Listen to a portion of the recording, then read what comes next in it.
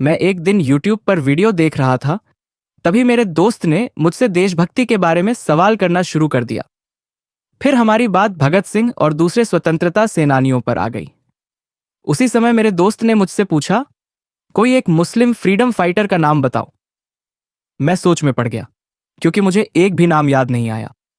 मैंने दिमाग पर जोर डाला और महसूस किया कि स्कूल में भी कभी ऐसे किसी फ्रीडम फाइटर का नाम नहीं सुना।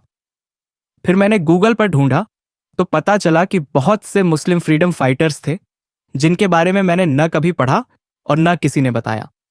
काफी रिसर्च के बाद मुझे कई ऐसे फ्रीडम फाइटर्स मिले जिनका योगदान बहुत बड़ा था, लेकिन उनके बारे में बहुत कम लोग जानते हैं।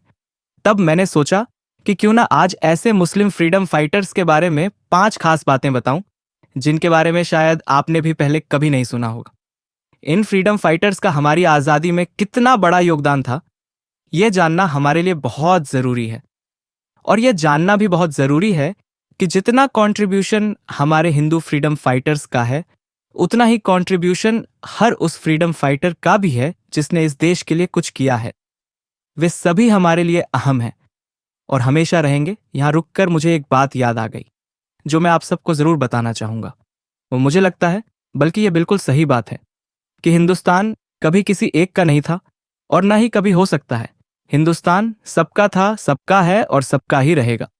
मजहब नहीं सिखाता आपस में बैर रखना हिंदी है। हम वतन है हिंदुस्तान हमारा। चलिए जानते हैं उन अनमोल मुस्लिम फ्रीडम फाइटर्स के बारे में जिनके बारे में हम और आप बहुत कम बातें करते हैं। सबसे पहले आती है अबुल कलाम आजाद। यह नाम सुनकर मुझे भी पहली बार यही लगा कि अब्दुल कलाम आजाद कब से 1888 के दशक में कैसे पहुंच गए। फिर पता चला कि यह अब्दुल कलाम नहीं बल्कि अबुल कलाम आजाद हैं, जिनके बारे में मैं खुद भी पहली बार पढ़ रहा था। चलिए एक सवाल करता हूं आपसे, भारत के पहले शिक्षा मंत्री कौन थे? नहीं पता ना? यही तो अबुल कलाम आजाद हैं, जिनका पूरा नाम था अबुल कलाम गुलाम मुहिउद्दीन अहमद बिन खैरुद्दीन अल हुसैनी आजाद। उनका जन्म 11 नवंबर 1988 को हुआ था। अगर था तो कृपया कमेंट में जरूर बताना कि किस किस को जानकारी थी। उन्होंने 2 समाचार पत्र शुरू किए। अल हिलाल 1912 में, जिसका उद्देश्य केवल उस समय की ब्रिटिश राज की हुकूमत के खिलाफ जनता में जागरूकता लाना और उन्हें आजादी के लिए एकजुट करना था। यह समाचार पत्र पूरी तरह से राष्ट्रीयतावादी था और इसका उद्देश्य एक स्वतंत्र भारत का विचार था। इसमें राजनीति, सामाजिक मुद्दों और सुधार का उल्लेख किया जाता था और यह आर्टिकल्स और कॉलम्स के जरिए ब्रिटिश राज के खिलाफ अधिक जागरूकता और असंतोष प्रकट करते थे। मौलाना अबुल कलाम आजाद ने इस समाचार पत्र में भी इस्लामी और आधुनिक विचारों को जोड़ा, जो उस समय के लिए काफी प्रगतिशील थे। आजाद का विश्वास था कि एक आजाद देश तभी बन सकता है जब हर बच्चे को अच्छी शिक्षा मिलती हो। जब वे भारत के पहले शिक्षा मंत्री बने तो उन्होंने आईआईटी और विश्वविद्यालयों की स्थापना की, जो आज हमारे देश का गौरव है। आजाद ने अपनी जिंदगी कभी सिर्फ अपने लिए नहीं जी। उनका सपना था एक ऐसा हिंदुस्तान जहां हर इंसान को बराबरी मिले, जहां हर मजहब की इज्जत हो और जहां हर बच्चे को अच्छी शिक्षा मिल सके। उन्होंने कहा था, शिक्षा एक ऐसा हथियार है जो किसी भी जंग को जीत सकता है। मौलाना आजाद और गांधी जी की मुलाकात 1920 में हुई थी, जब गांधी जी ने असहयोग आंदोलन की शुरुआत की थी। मौलाना आजाद पहले से ही एक बहुत बड़े मुस्लिम स्कॉलर थे। मौलाना को गांधी जी के विचार और हिंदू मुस्लिम एकता की सोच बहुत अच्छी लगती थी। दोनों का यही मानना था कि आजादी तभी मुमकिन है जब दोनों धर्म एक दूसरे के साथ मिलकर लड़ेंगे। उन्होंने हर नाकाम कोशिश की कि धर्म को साथ रखा जाए और खिलाफत मूवमेंट में गांधी जी का साथ दिया।